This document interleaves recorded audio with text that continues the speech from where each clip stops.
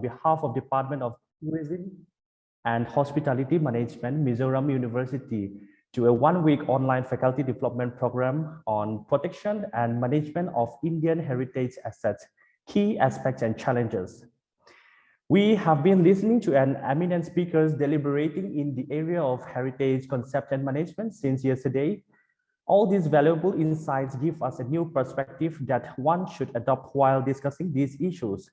And this morning we have an eminent resource person with us, Professor Sampada Kumar Swain. Professor S.K. Swain is a professor and head in Department of Tourism Studies, Pondicherry University. He is a well-known professor in the field of tourism management and research who contributed significantly in Indian tourism academics.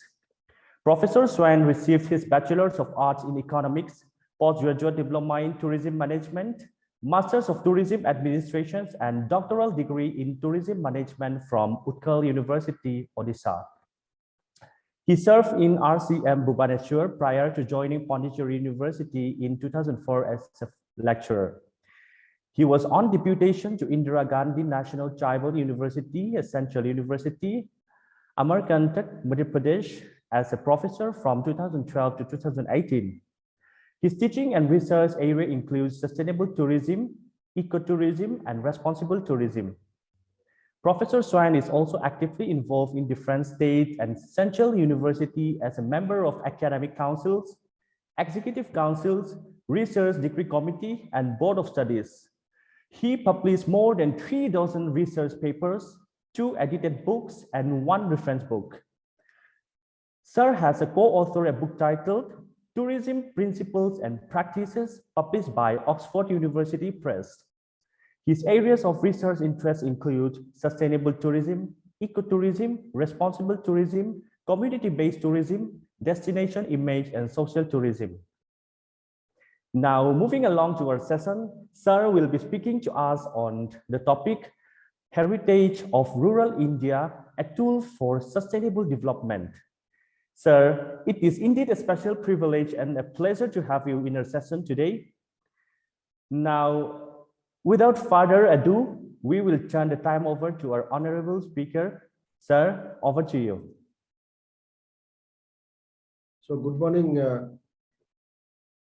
to all of you.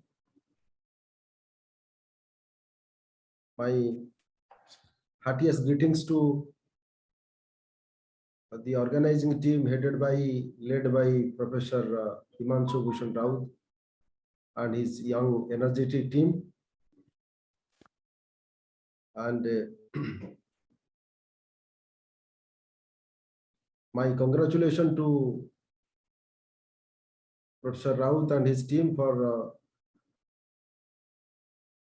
successful inaugural program yesterday I attended to.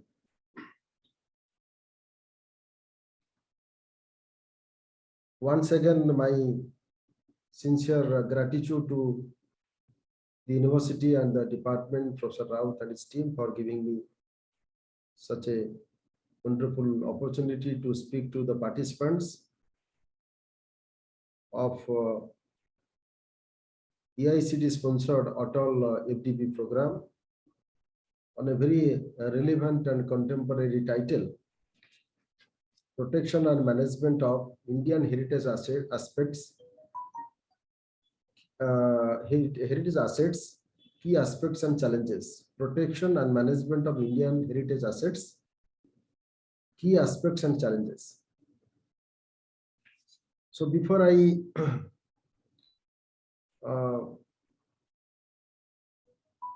joined the online meeting, I was searching for the title of the FDP program. Then I noted down, I could not come across any tourism word in the title. So I thought the program is organized by Department of Tourism and Hospitality Management without a word, without a word explicitly in the title of the FDP program. Then I understood that department wanted all other to understand that department is intended to invite suggestions and recommendations how heritage assets can be converted into tourism aspects. Perhaps the department must have examined that many of the heritage assets have not become the tourism attractions. That could be one of the genuine and authentic arguments of the department. Dear participants, I have prepared a small presentation so that our interaction will be very organized. Primarily, protection and management of heritage assets is not the issue being discussed now, or is not a challenge which has been or which is being discussed in the academia. But this is a challenge which is being discussed by the scholars of anthropology, scholars of history, scholars of archaeology, scholars of ecology, because nothing is not included in the heritage. Everything is included in the heritage. The tiger is our heritage, and the tilak which Rajesh has put on his forehead is also a heritage. So what we inherit without having any distortion or without having any deviation or without having any indisciplined practice, we follow it with the devotion, and each generation takes it as a pride to continue the tradition and custom. And this is the way we get recognized, we get acknowledged, and we enjoy pride and privilege of being the son of India or daughter of India. And we take the privilege of getting birth in a country which has more than 5,000 years of history, recorded history, unbreakable history, uninterrupted history, starting from Indus Valley civilization. Therefore, it is very essential to protect and manage, because whether the organizer has purposefully phrased has kept the word protection in the beginning and management after, but it has been rightly coined: protection first, then management. If there will be no protections, perhaps we may not be able to manage. Then perhaps beyond the management, we may go for that is called leadership. How we can create leadership to protect and management. So with this a small introduction. So as Lalro Sangha has introduced me and introduced the topic on which I'm going to address you, and towards the end we will certainly open the forum for discussions and question answer session. So what I am going to present, that is to the best of my knowledge and experience and ability that I have acquired over a period of 2.5 decades, or more than that, being a student of tourism, being a scholar of tourism, being a practitioner of tourism, being a teacher of tourism today. So therefore,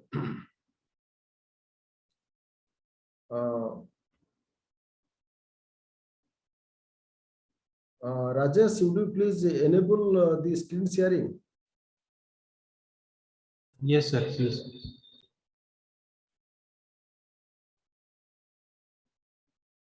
So therefore, I have chosen the title of my presentation is Heritage of Rural India, a tool for sustainable development for the destinations community. So I have also not used the word tourism here. Heritage of Rural India, a tool for sustainable development for the destinations community. Am I right? So, and I have used three different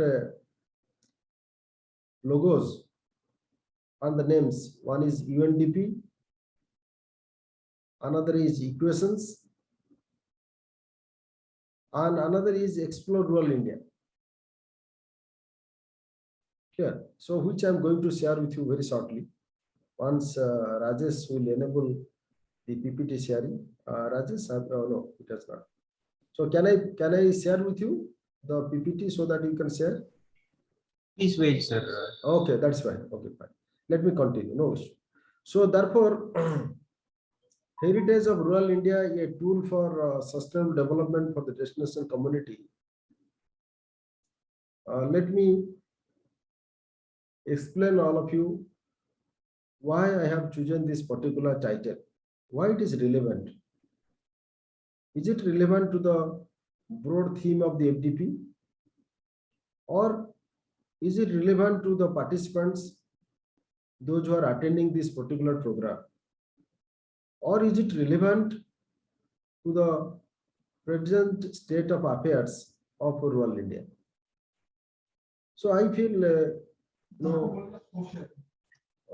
Sir, excuse me, sir. yes, I can Sir, say. now you can share. Yes, sir.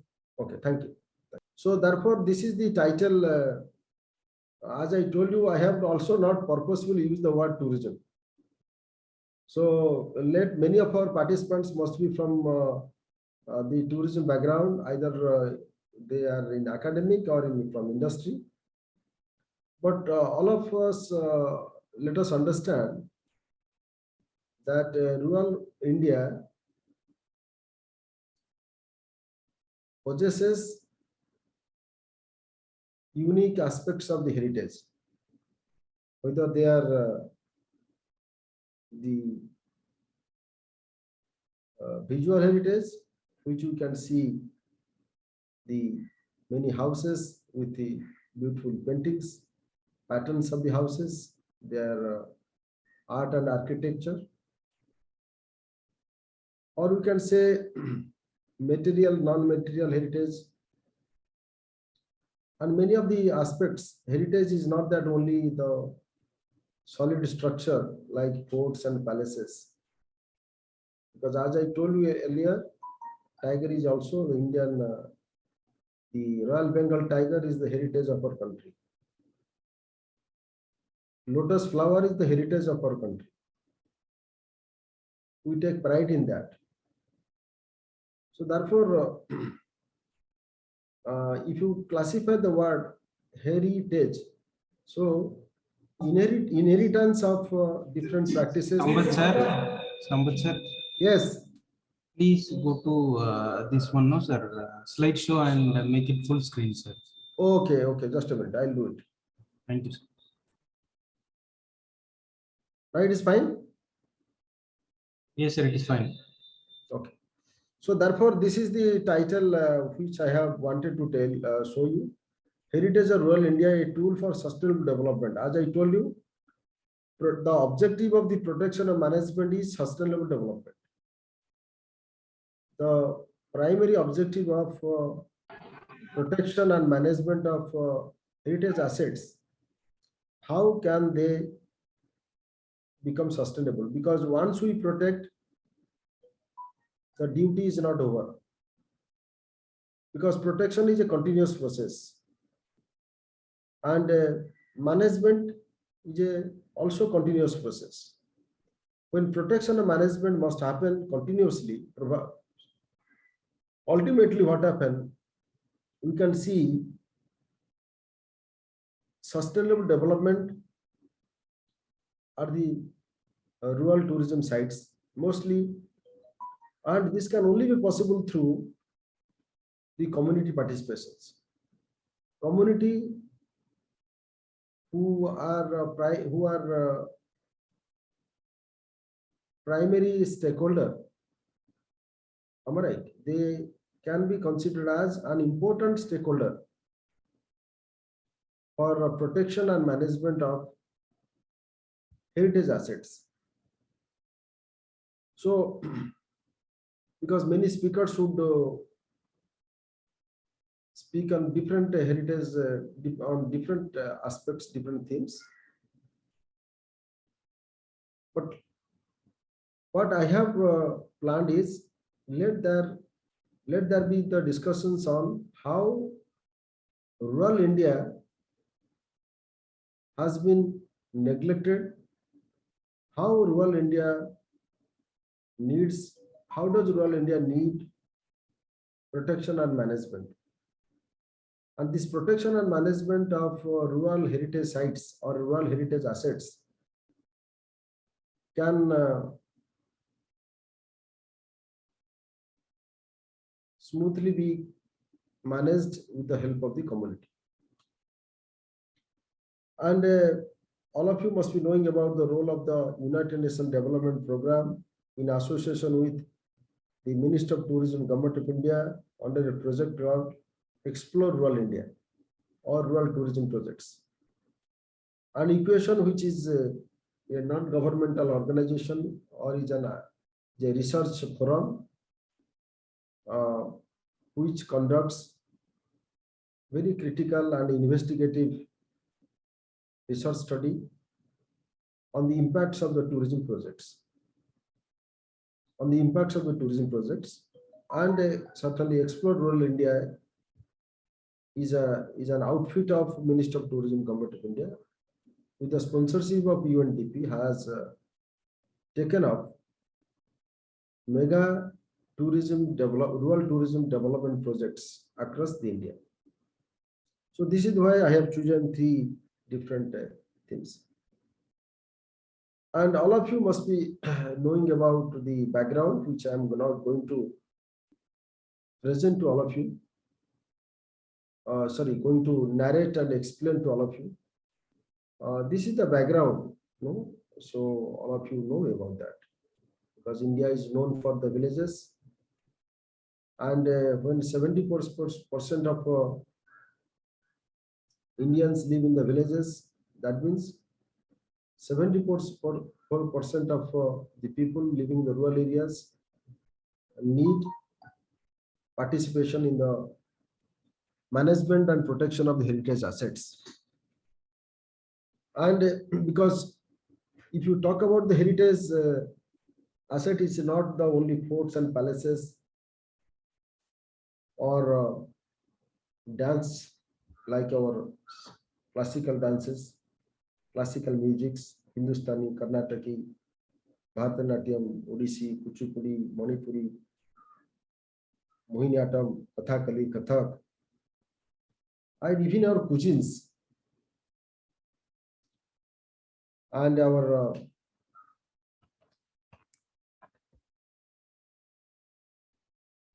dress,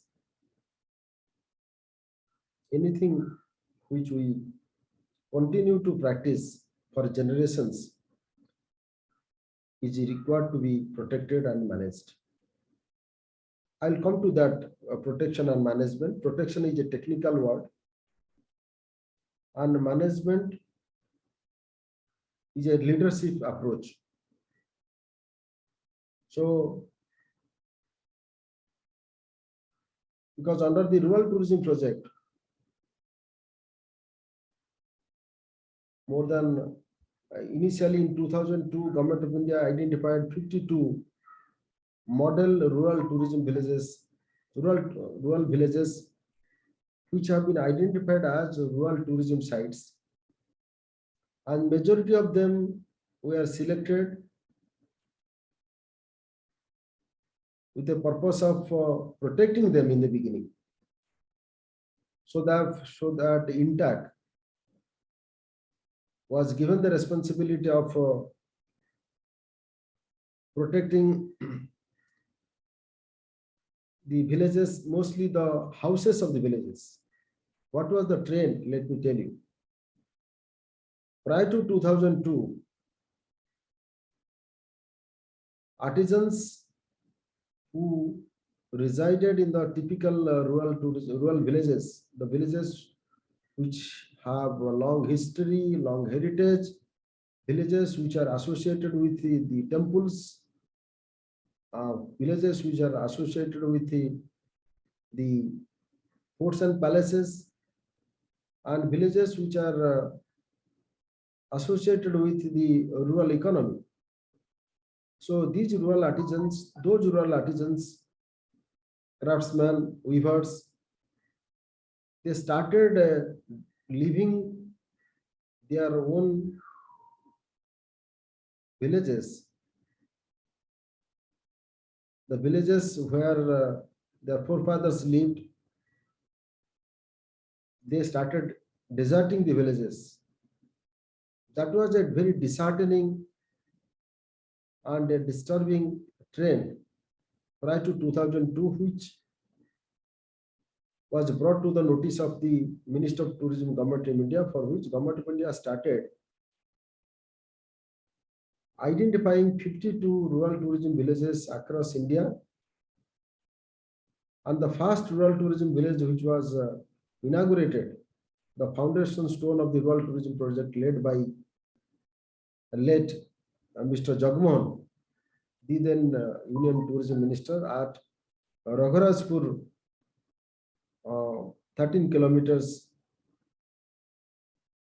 from the holy city Puri. And subsequently, the primary objective is to protect the artisans' houses, because they were unable to maintain their houses even for changing the roofs, because traditionally they go for straw roofs. Even the walls, there were traditional paintings, we call the jhoti, and many of the sculptures they used to keep, they were not properly being maintained. Then they started leaving their own traditional occupation to the other alternative occupation, which would fetch them some amount of livelihood, for which they can maintain their daily routine expenditures for the family. So the migration from rural area to urban area, means nearby small towns, started happening because ordinary people cannot, ordinary people let us take the example of fishermen, farmers, florists, to some extent florists may plan to go to urban areas or semi-urban areas or towns. Rural artisans, they found, even we can go to holy city Puri, or we can go to Mysore, we can go to Hyderabad, we can rent a house, we can get engaged in our artistic work and sell these products or the crafts, so that there will be no middleman. And as you know, whatever they produce, so whatever they make, we should not say produce, whatever they make or design, it does not, they don't get fair price. They get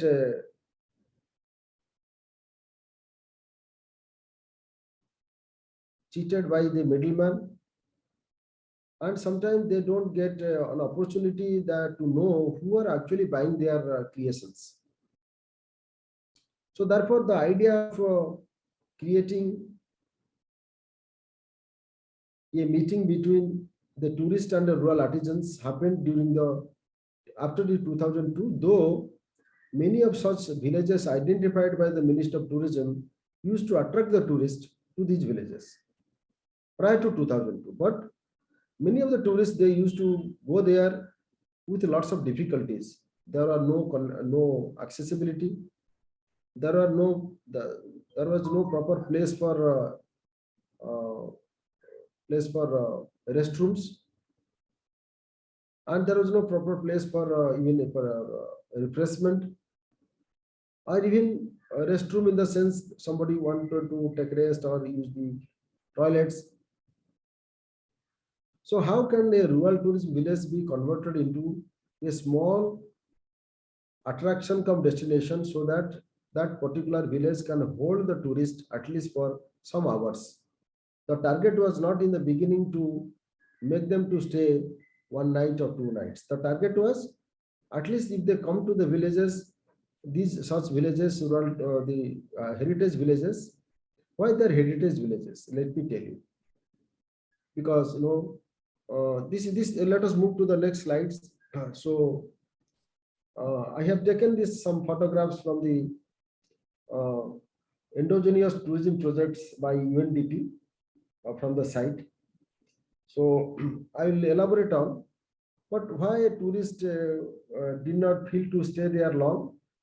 Because first of all, they were taken to these villages just to buy a piece of crafts and art and crafts products, or some handloom products. The primary purpose was that the travel agent tour operator used to inform them. If you would go to these villages, you would get the a unique piece of art and crafts or weaving materials directly from the artisans or weavers, comparatively less price from the market. That was the perception, or that was the image or impression created by the tour operators for which tourists used to travel. But there was no such attempt from the tour operator. It was the tour operator who was taking the tourists to the operating the tour to these villages. There was no such attempt from the Department of Tourism or from the government side to develop or create some infrastructure or facility amenities so that tourists would stay there long. Because let me tell you, because majority of you must be from the tourism, the business of tourism aims at providing facilities, amenities along with services to the tourists so that tourists will feel to stay there longer. The more would be the duration of the stay, the more would be the amount of expenditures by the tourist. So the idea behind the creation of rural tourism village is to encourage the tourist or to motivate tourists to stay there long, to see, not only to buy the product, to see the process of the product being made. How are they designing a small toy? How are they doing the stone carving or palm leaf engraving? How are they doing the potter painting, canvas, painting on the canvas? How are they doing ikat? How are they weaving? So, because there is a village 100 kilometers from Bhubaneswar, the capital city of Odisha. The name of the village is called Maniaband. And Nuapatna and Maniaband. Nuapatna, is a village where I have visited several times. More than 2,000 to 2,500 weaver families are living in the villages. And there was a silk, there was a factory to produce the silk from the, that is called that insect, no, I'm forgetting it. So, but now the factory has been closed. And weavers of the villages have left the Maniaband and Nuapatna to work in Kanchipuram. Because whatever, there are no buyers of the product, one, there is no supply chain properly. So they thought of, because no, they cannot move from one occupation to another occupation, because no, they have inherited the skills and the techniques from their fathers or from their grandfathers, grandmothers. So they started coming to Kanchipuram. So it is a migration. This is just an example I'm trying to tell you. So therefore, because I'm going to show you a number of slides, there you come to know how these ideal and addressless, remote, inaccessible villages have become famous tourism attractions, tourism sites. How it has happened? It has happened because of protection and management. Because that is why the Department of Tourism and Hospitality Management of Mizoram Central University has praised this title very appropriately, that protection and management.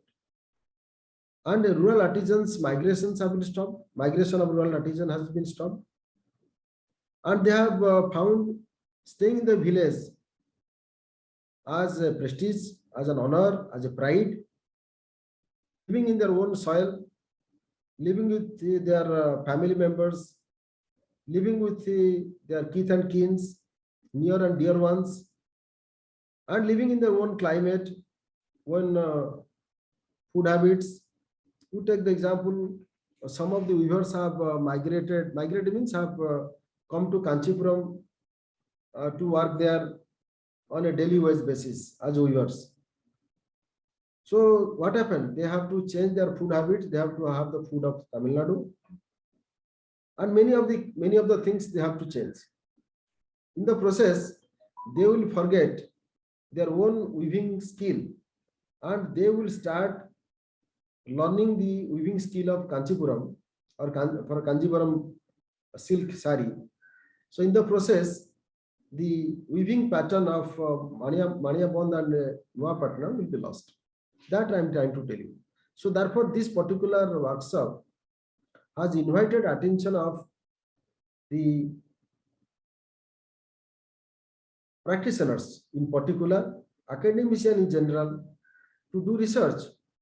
Why there are migrations? Why rural artisans are migrating? Why are they migrating? So that means, don't we have any mechanism? Don't we have any schemes to prevent them from migration? I argue here that yes, because it is not the Raghurajpur or some Pachampally or some other villages which can only hold the tourists. There are other innumerable number of villages. As I mentioned, 76% of the people in India live in rural areas. So therefore, this is the handicrafts map of India. Because many of you must be knowing it, many of you must be not knowing it. Because what I'm trying to tell you, when you look at this particular map, we would never think of looking down upon, and we cannot be complacent, and we feel yes, the handicrafts map of India, because if you read the list, that is the legend. Why it is a legend? Because we call these handicrafts have made the impacts on the lives of the millions and millions of the people. So therefore, if you look at this particular map, you would never find, perhaps in Maharashtra or in Karnataka, because if you go to North India, especially northeastern states, and if you come to Rajasthan, Punjab, Haryana, Odisha, Andhra Pradesh, if you look at any states here, you can find each place is uniquely known for artistic creations, creative work. So therefore, as India is known for a long haul destination. As all of you know, India is the only country in the world which can detain the tourist, which can hold the tourist, which can create such an atmosphere for the tourist to stay here on an average 3 weeks. That means 21 days. And India is also another country. I may be right or wrong, you may check it, but India is the another important country which is known for attracting repeat tourists. Dear participants, tourists don't come repeatedly to see Taj Mahal or to Hawa Mahal or Red Fort or Qutub Minar. Tourists would never come to Tamil Nadu again to see Mahabalipuram, Kanchipuram, Kumbakonam, Chidambaram, Tanjore. And if you interact or if you meet repeat tourists those who visit India repeatedly, even there are tourists, they visit every year, means 40, 50 times to India. They are so passionate about India's culture and heritage. You see them, they mostly, majority of them, they explore rural India. They explore rural India, they explore rural heritage. As you have mentioned, India's heritage assets. Am I right? Because asset is something which nobody wants to lose. Because it has become asset, because you should give it a dividend. And heritage has to be an asset. So, because all of you should feel proud, being an Indian, being a student of tourism, and when you look at the map of handicrafts of India, we understand very clearly and comprehensively, yes, our 2/3 of geographical part of India, mostly the rural India, which is yet to be explored with purpose, which has not happened. So therefore, before we make the particular village as a site for tourists, it requires protection and management. But now initially protections, because protection, they have mentioned key aspects and challenges. Because if you look at the key aspects and challenges, certainly you will come across that one challenge is migration. Another challenge is the change of the livelihood.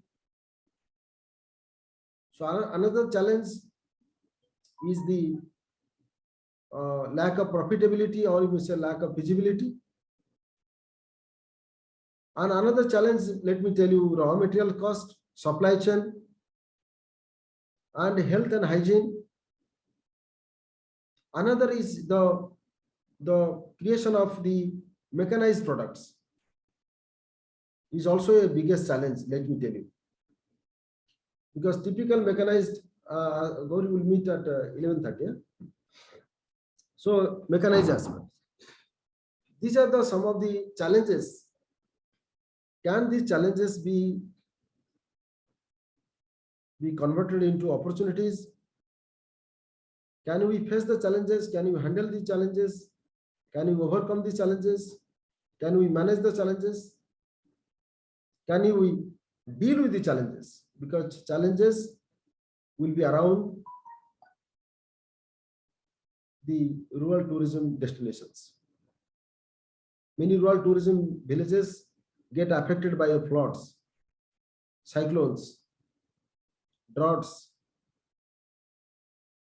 Am I right? And many rural tourism sites, because the present generation of the rural artisans don't know how to continue with the age-old traditions. So in this particular map, these are some of the rural tourism sites, no? Because if you look at it, no? So, because if you look, you will not be able to identify whether it is an Indian village, Indian map, or a colors of India. Because there was a brand campaign, the colors of India. So truly, because if you see the contrast, kaleidoscopic, so different, so multitude, plurality, you come across, no? If you come to the western part of India, mostly northwest part of India, Rajasthan, Haryana, you see the Rajput school of art. So if you come to Odisha here in the eastern part of India, you see Patachitra, which is a painting known for on canvas. All right.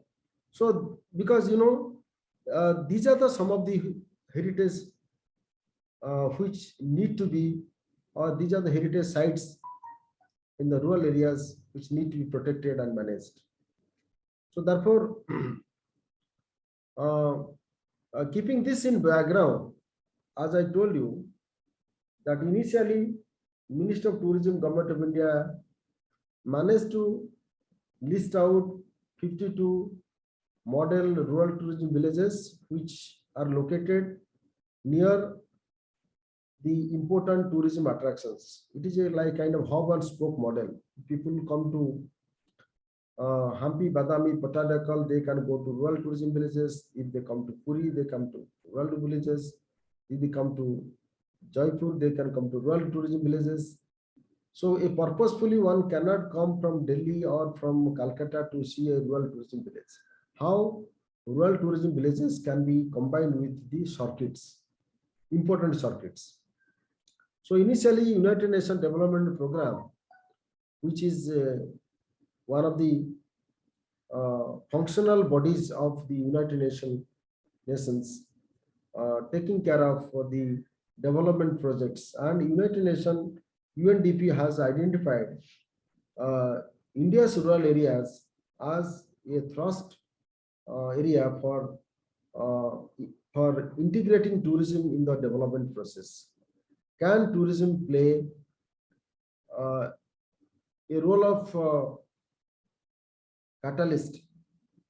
Can tourism play a role of transforming rural areas into a viable, vibrant, energetic, and self-sufficient rural India? As we say, Atmanirbhar rural India. So Atmanirbhar rural India can only be possible through tourism. That is my argument.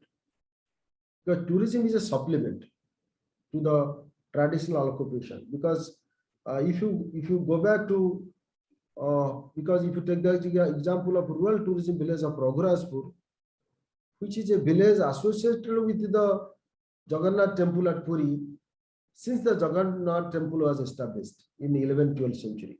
That means it is a village established by the then king of Odisha, or the kingdom, Odisha kingdom, Utkal kingdom, that the artisans living in the village would work for the temple.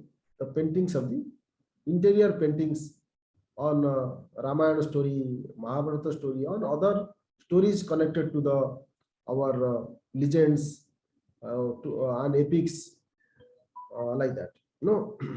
A story of Ramayana, story of Mahabharata, story of different Puranas. So because temples were the only place for the people to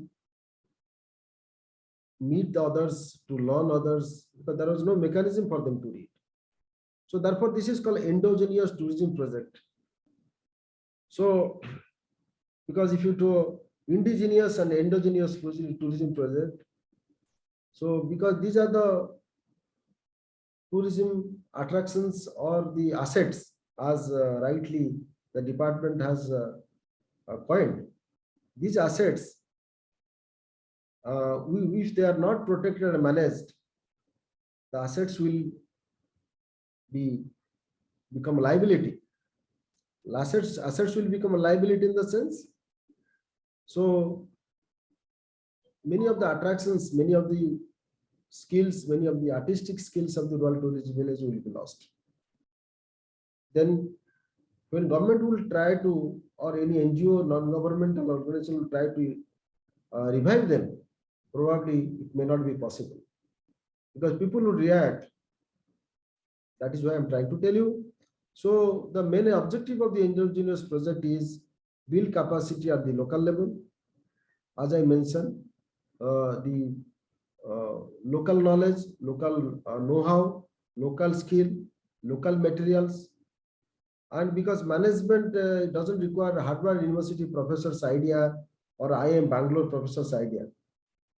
It requires the indigenous knowledge which can only be used there, because the way of protecting a particular heritage sites cannot be copied or emulated in another site, which is very distinct in nature. That I'm trying to tell you. Initiate location specific models of community tourism enterprise, because the whole idea of rural tourism village is community led, community driven, and community managed. Community driven, community led, community managed. Because it is like a build, operate, and transport, BOR. Many of you must be knowing that this is a concept that the government builds the road and gives the collection of the tolls to another third party. Now this is called build, operate, and transport. Sometimes they build the road and give it for 10 years tender. Somebody takes it and they maintain it and they collect it and maintain it. Similarly, here, now community managed, community led, and community driven. It is very important.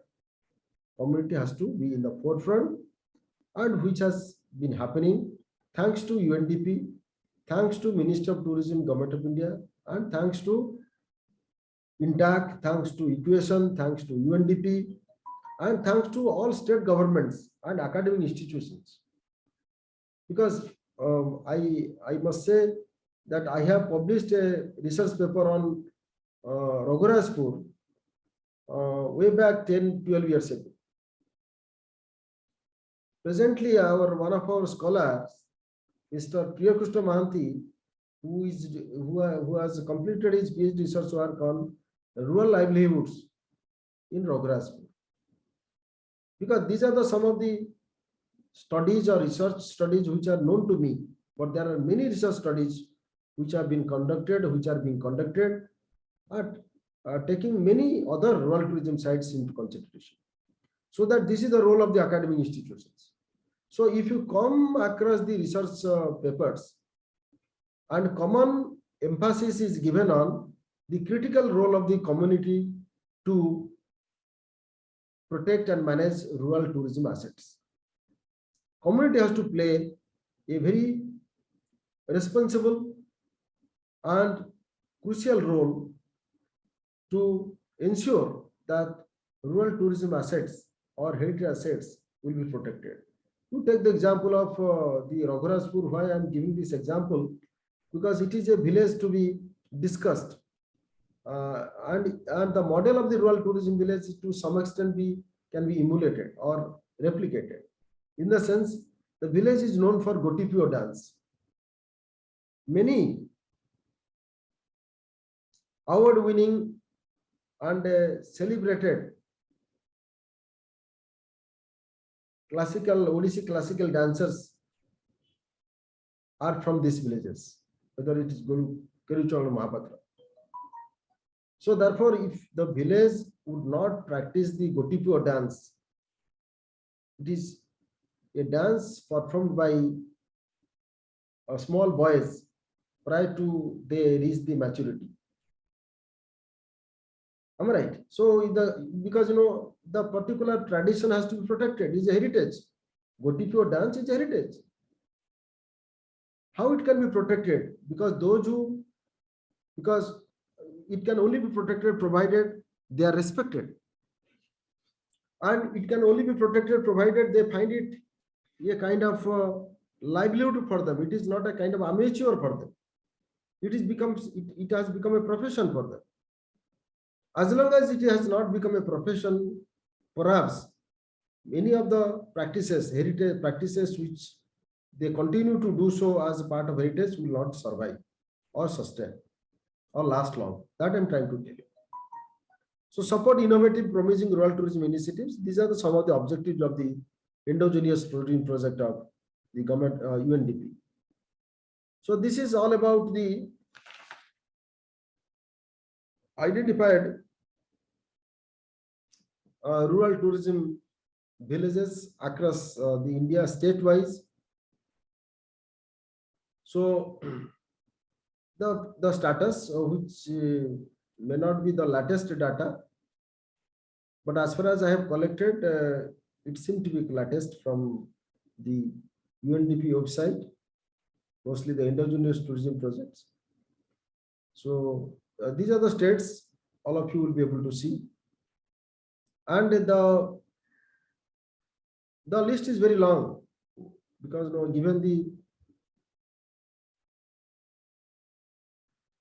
state of status of India as far as rural area is concerned. So whatever number you see is a tip of the iceberg, and even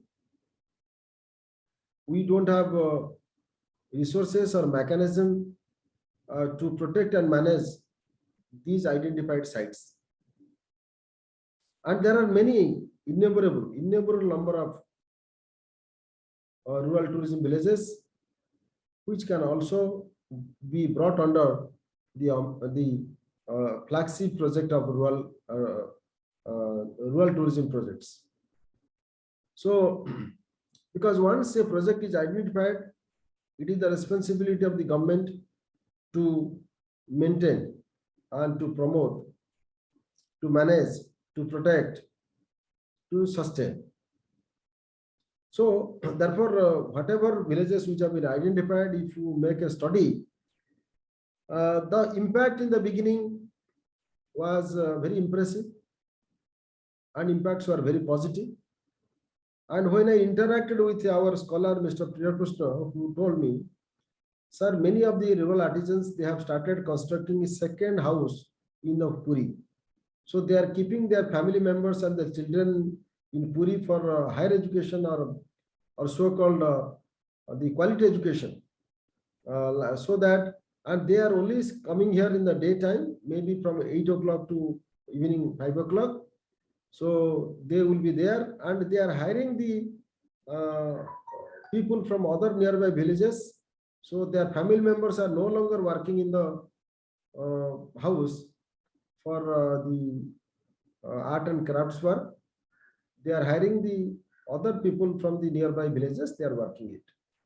So if you look at the other aspect, let us appreciate, because it creates employment, and it engages the rural people, it spreads the skill. But what is the identity of the village? What is the identity of the family? Identity of the family, because as long as the main artisan or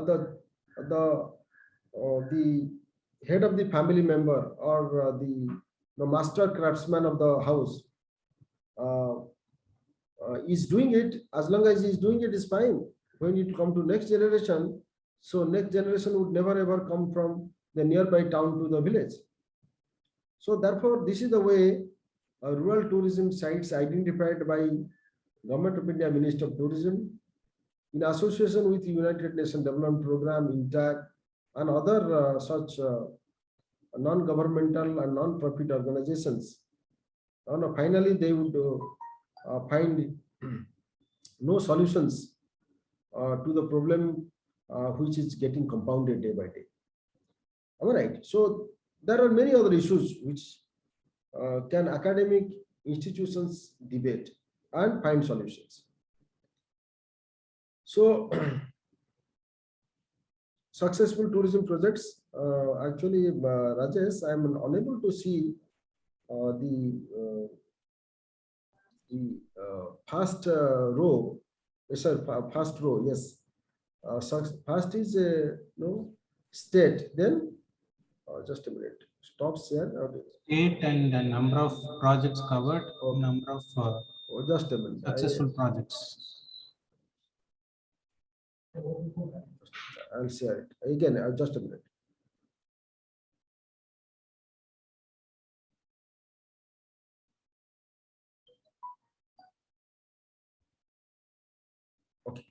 So that all of you know.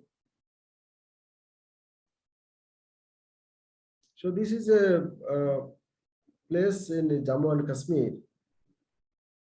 and because as all of you know, there might be some participants from Jammu and Kashmir Union Territory, because you know many people travel to Kashmir not for the climate or for snow or for food, but they travel to have a souvenir, some woolen items or some embroidery work, carpets, etc., etc. So therefore,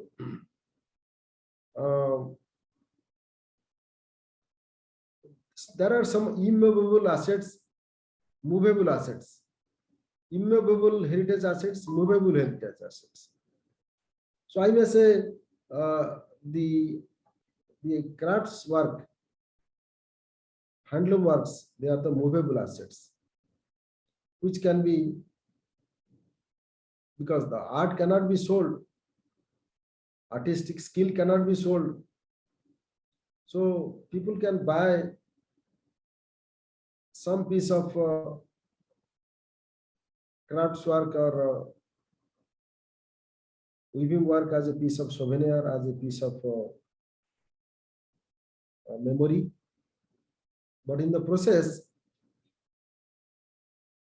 the rural area or rural artisans get income, get identification, get respect. Because when their art and crafts are not sold, when the art and crafts are sold, primarily I have interacted with many rural artisans during my life, my initial life in the industry. So what I had heard from them is they don't sell the product, they want appreciation. They don't sell the product just for getting their fair price. Whether they get fair price or don't get fair price, it does not give them much satisfaction. What gives them satisfaction is appreciation, acceptance, honor. So if you appreciate, yes, the work is so good, so amazing, so beautiful. It is an incredible art. It is an amazing art. So the artist, it will be a kind of motivation, inspiration, and you may take it as a kind of energy, So they get stimulation. They get stimulated, induced. Yes. So our work is being appreciated. That means they get motivated. So therefore, many tourists, those who go and directly buy from the artisans, they go there not to buy, but to see how do they make, how do they live. So Kashmir is one of the such unique state, union territory presently, which attracts a large number of tourists to go there. And apart from spending time in the leisure activities or recreational activities, they also spend time in learning culture and heritage. And the cultural and heritage is one such example is the Kashmir artistic work, weaving work, and the stone carvings on the wood carvings, not stone carving, wood carvings. And many of you must not be knowing, Kashmir is the largest producer of the cricket bats. So if you travel from Srinagar to Pahalgam, maybe 30, 40, 50 kilometers from Srinagar, and before the Pahalgam, you will come across the cricket bat factories. All right. So therefore, this is also one of the attractions for young tourists. Those who go there, they say, let me have 1 or 2 pieces of the bat with me, so that I remember that I have taken from Kashmir. So therefore, This is the front page of the report, redefining tourism, experiences and insights for rural tourism products in India, prepared by United Nations Development Program in the title Indigenous Tourism Projects. All right. Defining and redefining, because I may say rural tourism destinations have not been defined. What is the question of redefining? Anyway, this is a kind of jargon they have used, redefining, because when rural tourism projects have not been properly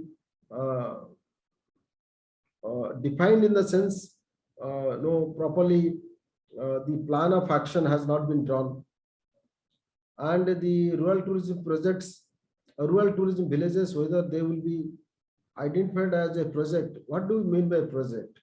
Project always goes with the target. There are certain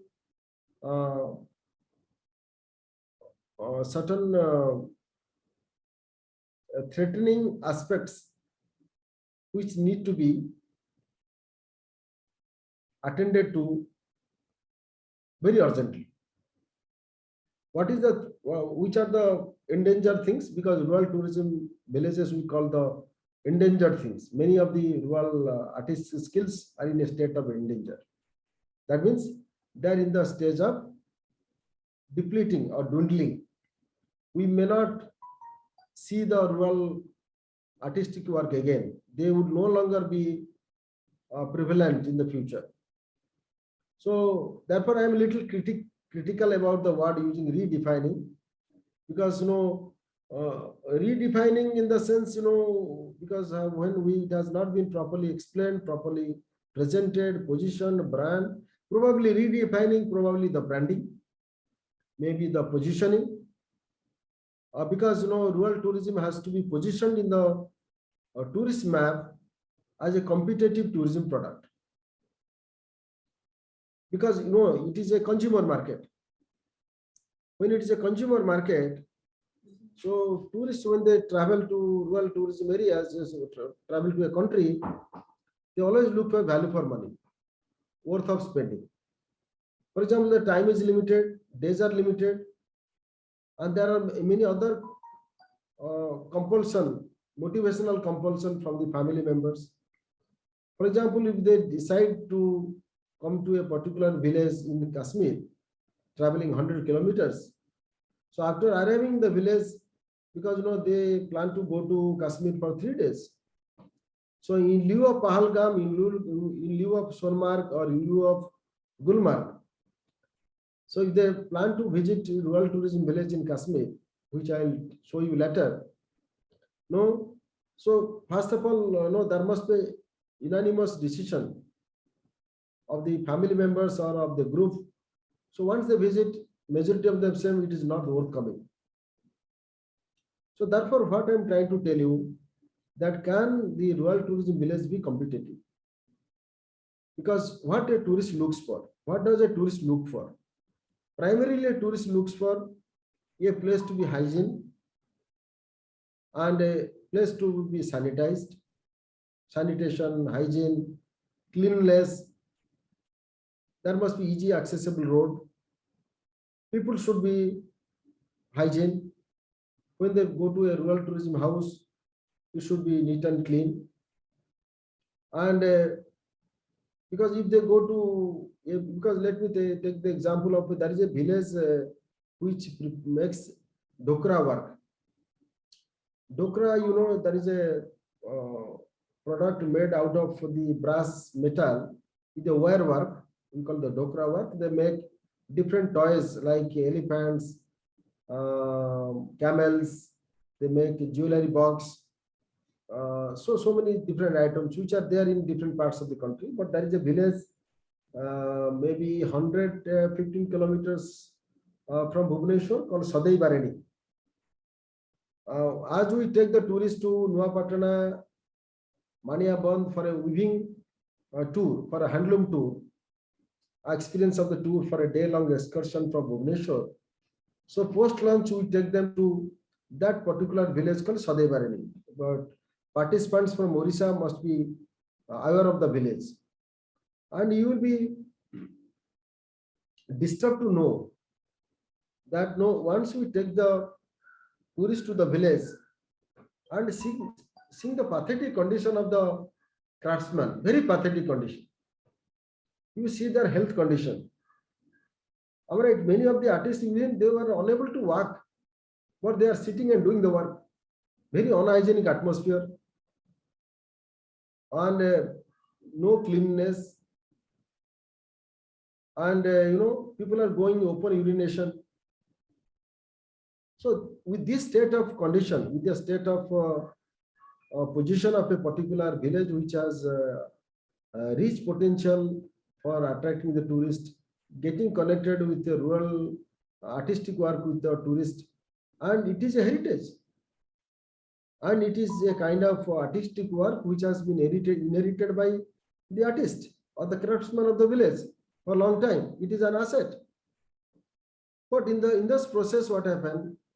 Because the place is required to be developed, and who should play an important role? The role will be played by the community members. There only the role of the NGOs, role of the UNDP is required. So these are some of the endogenous tourism projects. Typical, there are many, but some model rural tourism villages are the 36 sites. Rural India, rural tourism projects undertaken by UNDP. Endogenous tourism projects, rural tourism scheme, ETP-RTS. Nepura village, Bihar. Ballapur, Dangra, Mukta Manipur, West Bengal. Sualkuchi, Durgapur, Assam. Kotka, Gujarat. So like that. Jyotisagar, Haryana. And this is a village of Madhya Pradesh. You just see the village. The artisans, what are they making? They are making some of the artistic work, chairs, stools, and some other items. And you see their devotion, concentration, and you just look at the work they are creating. They are so beautiful. On the other hand, if you see them, how do they look like? Do they look like healthy? So do they look like prosperous? Because they may be at peace by virtue of their ignorance. But if they get educated, and if they come to know what they create is appreciated worldwide. Because they don't know what they make primarily. Let me tell you frankly. So therefore, the whole idea of the protection of and management of Indian heritage assets. So therein, the community management, community protection, community rights, community honor, community position must be taken into consideration. That I am trying to tell you.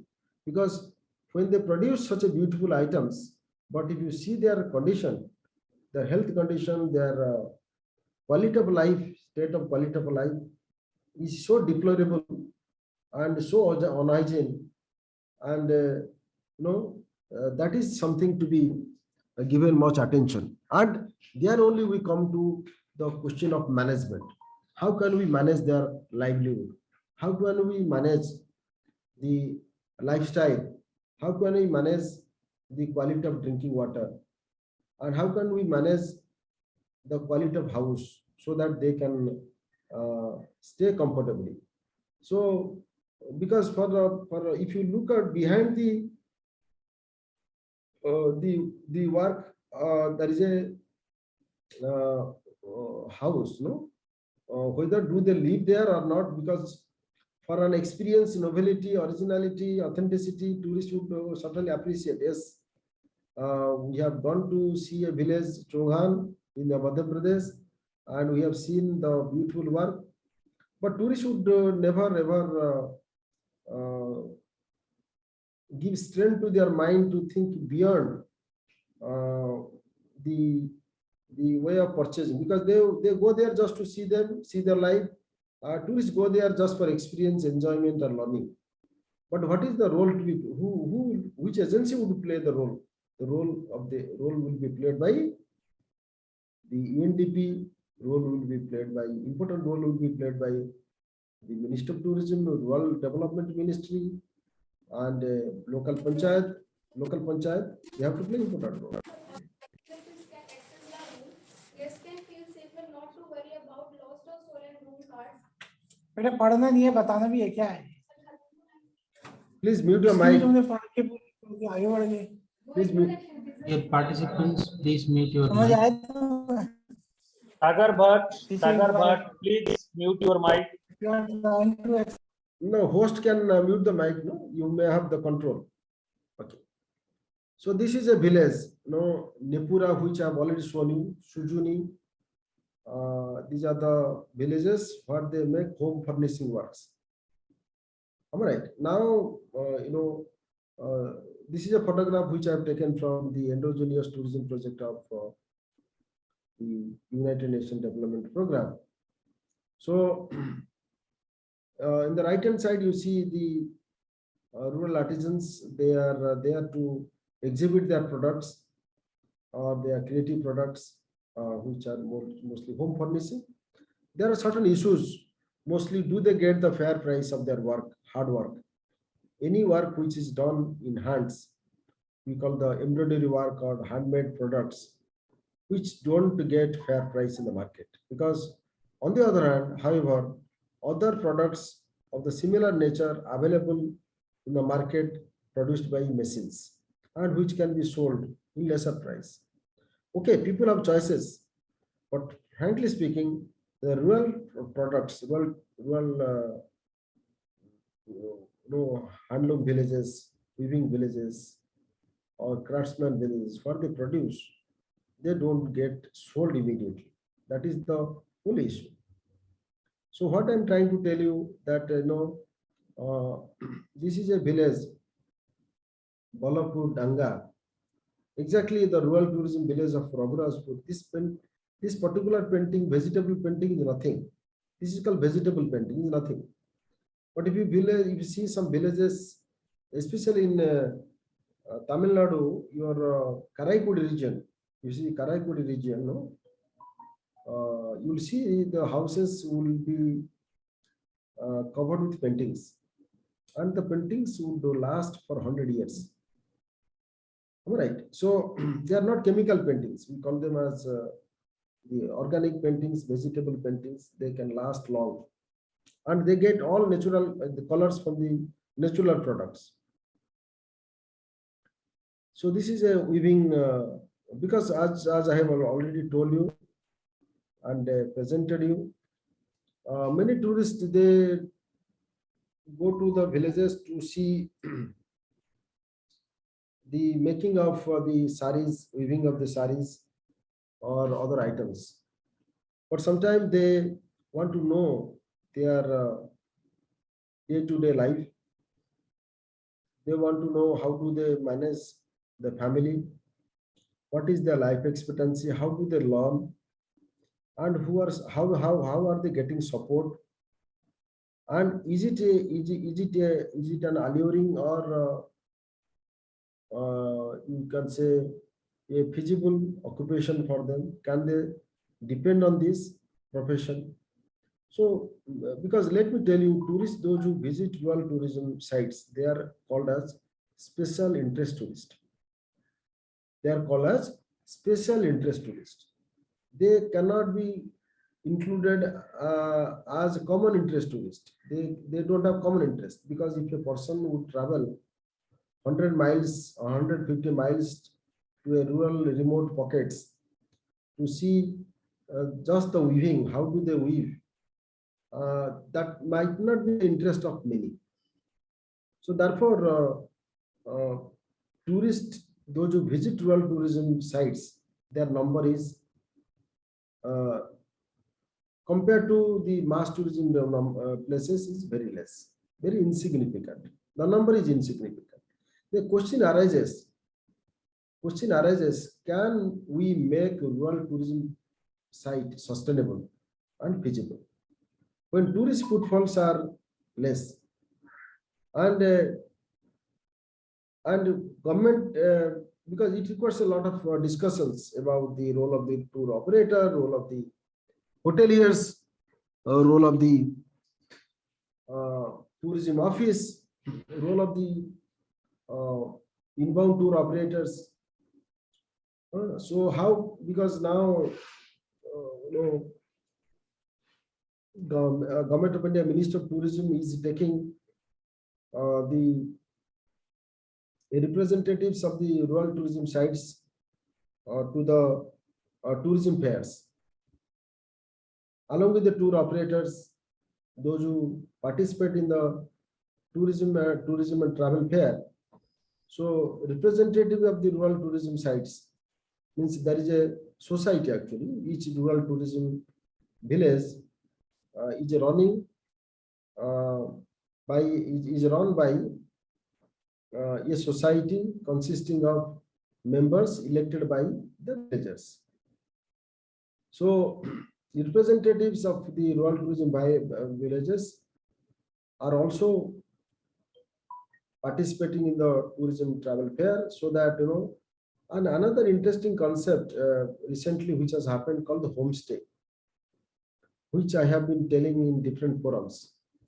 Gone are the days tourists used to travel to a particular rural tourism sites or a rural tourism heritage site, and they spend 2-3 hours in a day, and it is a kind of excursion for them. They start in the morning from a hotel, reach there maybe around 11 o'clock or 12. From 12 to 2, about 2 hours or 12 to 3, they spend 3 hours there. They go around the villages. Sometimes cultural programs is organized for them to spend, and they go for picking up some of the unique creations of the village, either as a part of souvenir, and they leave the village by 3 o'clock, and after 5, no, there will be no life in the villages. Yes, I must not encourage. There will be more activities in the evening. Mostly, it can be restricted to a cultural program. And a majority of the rural tourism sites identified by Minister of Tourism, Government of India, have the amphitheaters. Because, and they have developed the amphitheaters for cultural programs. And sometimes, if a group of tourists, for example, rural tourism destinations are also attracting the group inclusive travel, group tourists. So tourists more than 15, 20, 30, they travel. So there is a challenge, how can they reach the remote village? Sometimes the vehicle in which they travel cannot reach. So there must be an arrangement of a smaller vehicle, cycle rickshaw. Cycle rickshaw will not be available, because issue is cycle rickshaw will not be feasible. They cannot keep cycle rickshaw for 1 or 2 or 3 groups in a year. So that is not feasible. So there are certain issues, let me tell you, and for which many tourists find it not, you never expect a tourist to take so much of pain in walking in the sunlight, burning the skin and getting sweats, and walking in the mud roads. Sometimes they may fall down. Sometimes cow dogs will be there, dogs will be there, barking dogs. And if you walk through the villages, sometimes many tourists enjoy. Many tourists also don't enjoy, because the roads will be very filthy and dirty. So therefore, these are some of the issues, as I told you, the challenges as far as the protection and management of Indian heritage assets are concerned. Rural tourism is such asset that I am trying to tell all of you. So therefore, but primarily speaking, I have the experience of visiting weaving villages, almost all parts of our Odisha, weaving villages, western part of Odisha, I visited several times. And many other typical weaving villages, I have taken the tourists to these villages, and the experience is fabulous, awesome. But issue is, they go there and return. They don't stay there. All right. So that the new concept which has been approved, and villagers are also going to convert their houses into homestay. So therefore, if the houses will be converted into homestay, now government is also providing financial and technical assistances to these households, rural artisans. So how can they convert their houses into homestay? Even it doesn't require a concrete house to make a homestay. Even a traditional house with the mud walls and with the straw roofs can be converted into homestay, because it gives different experiences, because tourists spend for experience. Let me tell you, learning experiences and all. They don't stay long, they stay 1 or 2 nights. So if they stay there 1 or 2 nights, let me tell you that they would understand the value of the heritage. And so also the villagers, those who are the proud member of the village, to act as the host for the tourists, to feel, yes, we have not small something, we have many things for which tourists coming from California, coming from London, coming from Budapest and Madrid, or coming from Mumbai to stay in my village. What is there? What are the USP, unique selling proposition? What are the unique characters, unique features that my village has, for which tourists are coming from such a long distances to stay here for 2 nights? When they feel them within themselves, and when they realize, when they internalize, and when they reflect upon, yes, and then the protection would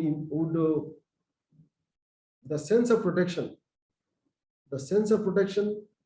and the sense of commitment towards protection would come from the rural artisans. That I am trying to tell you. Protection cannot be imposed. That I am trying to tell you. And protection cannot be imposed, and community members will be sensitized. Community members should be empowered. Community members should be encouraged. Community members should be given full liberty and freedom to participate without having any biases and prejudice. That I am trying to tell you.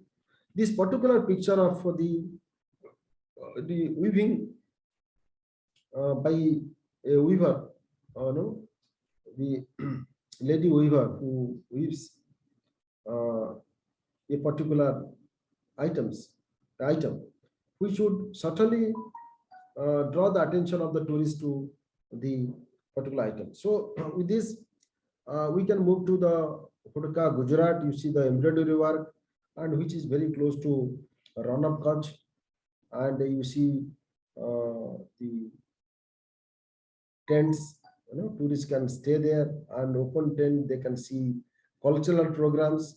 So it is a package of staying, package of witnessing cultural programs, but package of seeing the embroidery work, and you see the tribal women, their costumes, and how do they do the embroidery work.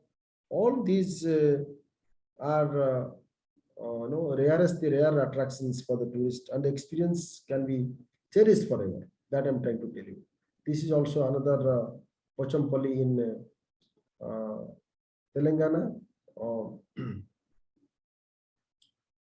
And this is the aspects, understanding expectation of the project, tourism product, business plan. I know, because because management means it's a business. Let me tell you frankly, management of resources, management of the heritage village. And when you talk about management, then planning, organizing, controlling, coordinating, staffing, directing, leading, all those managerial functions need to be employed, need to be implemented, need to be enforced, so that the protection can be sustainable and rural livelihood will be sustainable. That I am trying to tell you. If you look at this, these are the points which I have taken down from the United Nations Development Program projects. Understanding exploitation project, tourism products, business plan, quality, marketing, promotion, imaging, aesthetics, tourism impacts, interpretation function. Because if you go to rural tourism village of Raghurajpur, there is an interpretation center. Because each rural village should have an interpretation center. Like before they go to the villages, they can be shown the history of the village, they can be shown the richness of the village, they can be shown the heritage aspect of village, and they should also the awareness can be created through the video, what role they should play as a tourist in the rural tourism village, because their visit should not disturb their livelihood. Rather, they should not be the burden, they should not be the liability, they should be there to benefit. They should be there to give a solutions. Tourism is a solution. Tourism is not a burden or a liability. Of that I'm trying to tell you. When we integrate, because the title is very independent, it has nothing to do with tourism. What I'm trying to integrate tourism with the title, in the sense, can tourism help in protections? Can tourism help in management? Can tourism yield any such dividends or yield any capital returns? Because there are investments. So if there are returns, if there are dividends, if there are profits, if there are revenue, certainly the project will be feasible. Project is always, feasibility of the project. When a project is implemented, the business aspect of the project is also taken care of. So women participation, conflict will be there, because in Raghurajpur village, which I have gone more than 100 to 200 times, I could see the conflicts among the rural tourism artisans. Artisans of the village, very much conflicts. Even the conflict go to the manhandling, even conflicts go to the murder. Am I right? Because if a particular family attracts more tourists to the village, to a house, then the neighbor house would be very envious and will have enmity, jealousy, and they try to be very negative towards the neighbor. So these are some of the things which require sociological approach. How can they their attitude to change, and capacity building? As I told you, rural artisans should be able to speak the English language, Hindi language, so that they can be able to communicate with their tourists directly, and they can sell their product with a fair price. So these are some of the points. Because towards the last of my presentation, because I have many slides, but this is which I am sustainable livelihoods, which I am going to emphasize upon. Because in the end of the day, protection is given to the heritage, whether it is a dance, a drama, music, agriculture, or any crafts, or handloom work, or houses, as I told you, because that will be a protection. But how can they be managed? Because as I told you, one-time protection would not get solutions, because once it should be protected with the intervention of the government or the intervention of the NGOs. But subsequent protection should be made by the local community as an important stakeholder. So therefore, as long as their livelihood are not managed, sustainable livelihoods, which is also a part of the heritage management, because we cannot look at heritage management in isolation, or we may not look at the protection and management of heritage sites from one angle or from one dimensions. It has to be looked upon from all the dimensions: holistic approach, inclusive approach, integrated approach. Sustainable livelihood is one such integrated approach, which looks for the present and which also looks for the future. And when it looks for the future, certainly the approach should be very broad, very comprehensive, and very large. That I'm trying to tell you. So, and when there will be sustainable livelihoods, many negative impacts which are likely to happen will be converted into positives, or many negative impacts can be prevented, or can be stopped, or can be removed from the beginning, the way the project is implemented and protection is given. So therefore, these are some of the, because each village has to be independent in terms of solid waste management, then all green practices. How can they? Because there must be many wastages out of their out of making the art and crafts or weaving materials, because they are very harmful to them. As I understood in the Sadai Barani village, as I told you, close to the Nuapatna village, the artisans are unhealthy, and artisans are and the entire environment is so poor. Maybe the wastages of the raw materials are not properly treated. That could be one of the reasons. And if they must have thrown the wastages nearby, for which they must get some sort of diseases, or the place that particular place creates some sort of hygienic, unhealthy, and hazardous. It is very hazardous to them, I must say. So therefore, heritage aspect has to also look at the quality of life of the people of the rural artisans. That I'm trying to tell you. So for which saving water, quality water, waste management, sewage treatment plant, drainage systems, health centers. So and there is a role of the digital.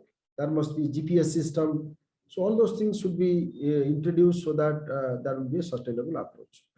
So because so many things are there to present, but there are certain success story. The Mountain Shepherds Initiative model of community-owned ecotourism that is in Ladakh Himalayan Homestay, which is a successful rural tourism project, and which has stopped migration, and which has made the life of the people better. Because because as I told you, small is beautiful. Community-based tourism in Haldwani in Uttarakhand, Sundarban Jungle Cap. Because what I'm trying to tell you, all of you, towards the end of my presentation is, whatever is created, it should be created for future. At the same time, present generation also should be protected. So the idea of protecting rural tourism, or idea of protecting rural heritage assets, is to be carried out in a systematic, methodical, and in planned manner, and so that. Sir, please come. No, sir. No, please. So because I'm just going to wind up. So therefore, the idea of management, all principles of management must be applied. There must be community leadership.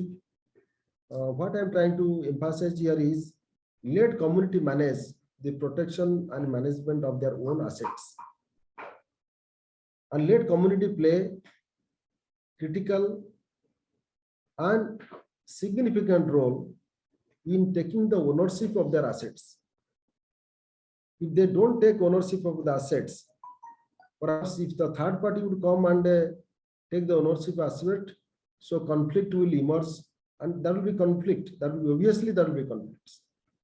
So therefore, most of the rural tourism projects which have been identified by or developed by Ministry of Tourism, Government of India, in association with the UNDP, is community-driven, community-led, community-oriented, community-empowered.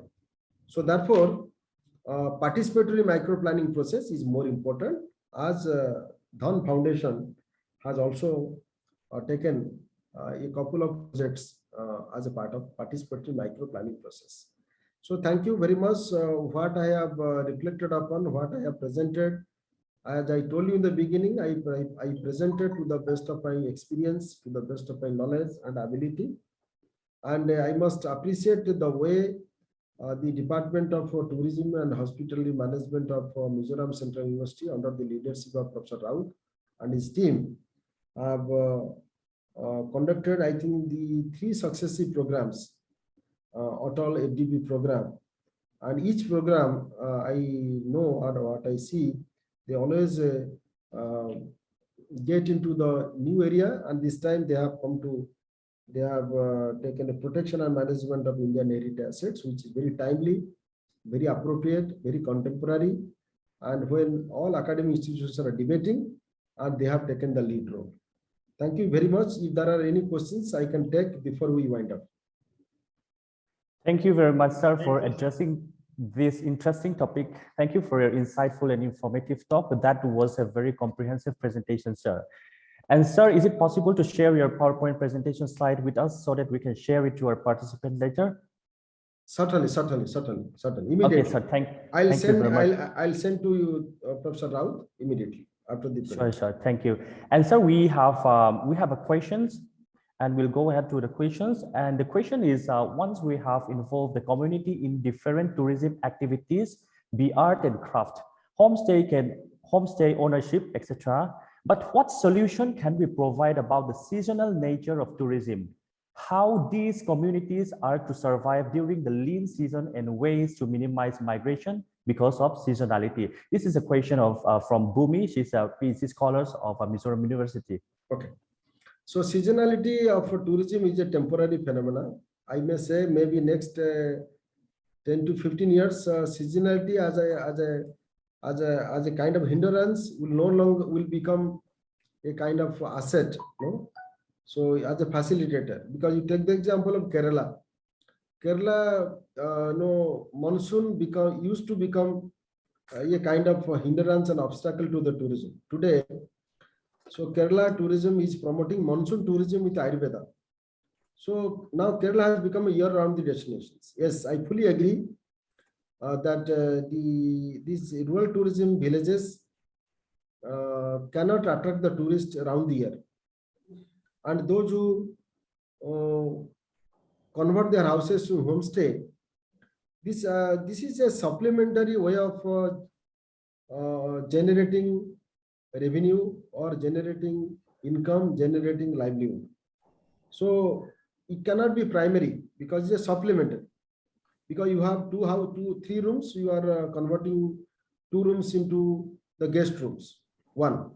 Secondly, the idea of attracting tourists to the rural tourism villages is not for tourism, is for protection and is for management of the heritage assets.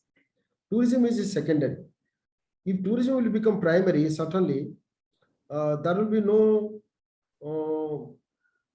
because the whole village will be polluted and the whole village will lose the status of the heritage one. Let me tell you, tourism is an intervention.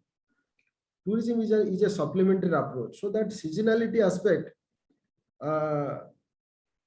is not an hindrance. It is I can say it's a facilitator, because at least for a season, the place can take the rest. So from the tourist inflows or tourist footfalls, and at least the rural artisan can be away from the disturbances, and at least they can make the products in the off season, and they can accumulate the products and exhibit the products in the peak seasons. And the lean season is only for 4 months. Either it is winter, or winter is not a lean season, mostly in the monsoon, the rainy seasons. So in the rainy seasons, you see there are certain areas which are fundamentally they have the fundamental drawbacks, natural drawbacks, I may say, because you take the example of the Mizoram, or you take the example of many 7 sister states of our country. So majority of the time you see the flights are cancelled, roads are blocked with landslides. So these are some of the, and this happens mostly in the rainy seasons. But my argument is that during the seasonal time, there must be support from the government or NGO. They can enhance their skill, and they can be taken for a training program to better institutions for capacity building, empowerment, and leadership, because many artisans lack the leadership. At the same time, the village can get ready for the next season for maintenance of the facilities, amenities, maintenance of the houses. So there can be a break, I may say. So there can be a systematic break for keeping things ready for the next season, for next tourist season, and to welcome the tourists with full preparations. Because if you make because rural tourism, as I told you again, all alternative tourism destinations, all special interest tourism destinations cannot be a seasonal destination, cannot be the year-round destinations.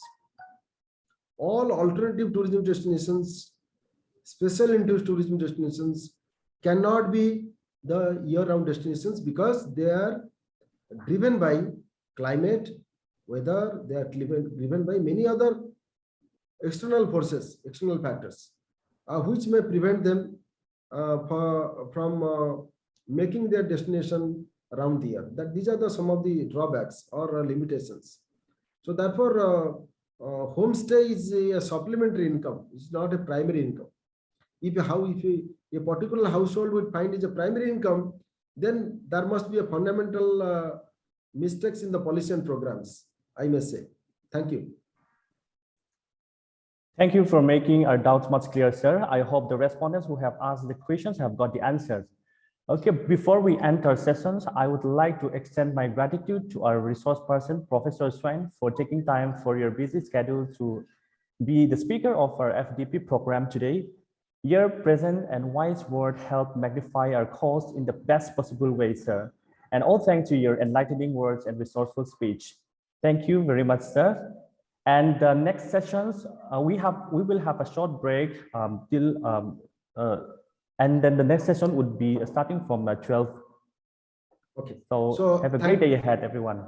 Thank you once again to Professor Raut and Dr. Rajesh, Thank you, Dr. Lal Rosanga. Thank you, sir. and Thank you, sir. Dr. Debnath and Thank you, sir. Milo and another boy from Jhansi, what is his name? Hemant Chanchal, yes. So wonderful team, Professor Raut. So you are fortunate to have such an energetic team. Thank you. Thank you very much, sir, for your kind acceptance and support and continuous motivation towards our department in Mizoram University. And always your cooperation is there towards our department, and definitely we'll be seeking your continuous cooperation in future also, sir. Thank you. Namaskar. No, I'm signing out. Thank you, So wish you a